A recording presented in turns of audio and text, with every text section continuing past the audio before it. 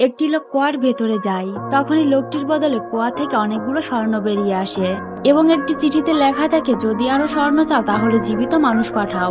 জীবিত মানুষের কথা শুনতে তখনই চেয়ারে থাকা একজন অসুস্থ মানুষের উপর তাদের নজর পড়ে। এরপর পুলিশ ওই মেয়ে দুজনের কাছে তার পাওনা টাকা চাইতে আসে এবং বলে, আজ যদি টাকা না দাও তাহলে তোমার অবস্থা খারাপ করে দিব। এরপর মহিলা তাকে এক ব্যাগ ভর্তি স্বর্ণ দিয়ে দেয় এবং বলে, যদি কোনো জীবিত মানুষ এনে দিতে পারো তাহলে আরো অনেক সোনা পাবে।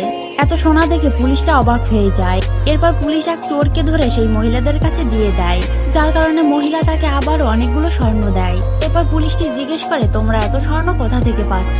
তখন মহিলাটি বলে, তুমি তোমার কাজে মন দাও, এসব ব্যাপারে তোমার ভাবতে হবে না।